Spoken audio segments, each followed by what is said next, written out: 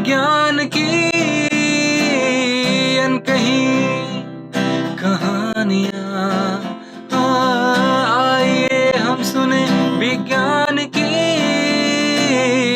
अनसुनी कहानियाँ। Hello listeners, you're listening to Vigyan Ki Awaaz podcast program on STEM popularization, catalyzed and supported by the Ministry of Science and Technology, Government of India and Media for Community Foundation. Project devised and designed by Dr. R. Sridhar and assisted by Ashish Tiwari. Local coordination and production, Professor Subramanian. Content writing by Priyanshu and post-production by Professor Kaushik P. Kanchan of Garden City University, Bengaluru. Garden City University, conquer we shall all adversity. GCU, emphasis on life. GCU, emphasis on life. In today's episode, we have Professor Drsaurabh Singh, an esteemed researcher whose interest lies in applying a blend of instrumentation, observation techniques, along with theoretical inference in cosmology. He did his bachelor's in electronics and communication engineering from IIT, Dhanbad, followed by a PhD in astronomy and astrophysics through joint astronomy program at RRI and IISc. He is currently a faculty member at RRI, having completed his postdoc from McGill University, Canada. During his research career, he has focused on studying the universe using redshifted 21 cm line via single element systems and interferometers.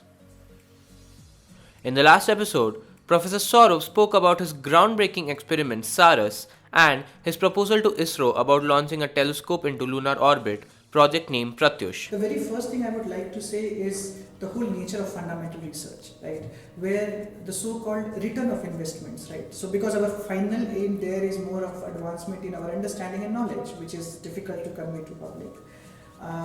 There are very real applications, but those applications would never be apparent right in the first go. And one of the best examples that's usually quoted is general relativity, right? So when Albert Einstein started working on that, he was more interested in fundamental nature of space-time. But later we realized that even for GPS satellites, we need those corrections in order to have an accurate estimation of your location, right? So it takes a lot of time between fundamental research and how they are translated to a more common man application. And in that spirit, I think a lot of things that we are developing would have a direct impact later, because we are trying to make an instrument which is first of all indigenously designed and designed to be very, very accurate. So, and this is a radio telescope at the end of the day, and we have a lot of common applications in this range. So the kind of techniques that we develop, whether it's in the hardware, in the way we correct for different things, or even in the software where we developed our own pipelines to handle big data and try to model different components in the data very accurately, would have a direct implication on a related field in communication systems, for example, or in the way you model or fit different data sets. So I would say that is a more immediate application. In the long term, I also see another branching off, which is training people in experimental sciences. I still think that, like, this institute was founded by Professor C.V. Raman, who was a leading experimentalist, and we would want the generation of people coming out to be well trained into experimental sciences. Unfortunately, in most of the undergrad and master's education, it's not the main thing, right? People are mostly trained on the theoretical front. So with experiments like this, the idea would also be to have people working who become experts in experimental sciences, which is, I would say, critically required in this country to lead different aspects of the research. I think there is a lot to know and discover independent of the area, and I would rather say that the moment you start pushing the boundaries of a field, whether it's physics, chemistry, biology, or even engineering sciences, you need innovation there. And right now, I would say the prospects of innovation lies at the interfaces of different fields, whether it's engineering and physics, chemistry and physics, bio and physics, all of it. So I would say, first of all, in our education system, people have to look at problems more physically which is, not be bogged down by the maths behind it, which is what most people focus on. But first have a feeling of how big the problem is, right? And where does my work fit in this larger scheme of things? That I think helps a lot students to get motivated into pursuing something which is much bigger, right? And in this pursuit, I think research institutions like RRI can play a big role.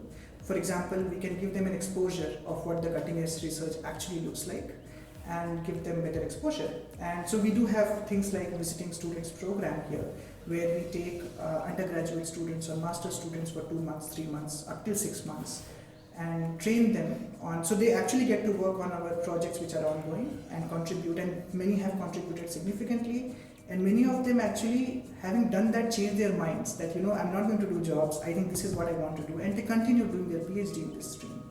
So I think we need a lot of that student training, where the leading institutions that have good infrastructure and facilities give them an exposure of what the fundamental research is all about. No, I think this is something which will always continue, because I believe science is something that will never quote unquote finish. We will always have questions to ask and things to understand.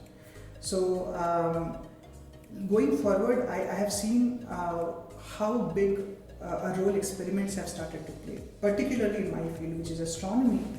I see almost all the time experiments leading the way, right? So you build an instrument, observe something, you probably don't understand what you saw, and then it leads a huge field of study in that direction, trying to understand that. So this is something that we are finally coming up to. For example, my research deals with study of Earth stars and galaxies. That is just one aspect. But first of all, how do we even know that our fundamental understanding of cosmology is correct? So we have one widely accepted paradigm, I should say, which is called lambda CDM. But then there are studies which are trying to even question the very fundamental assumptions that we make.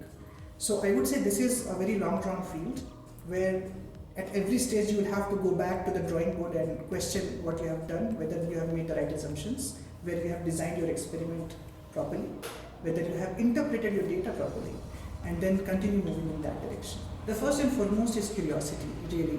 They need to be able to question everything, because most of the times in our educational systems, we are trained to be obedient, right?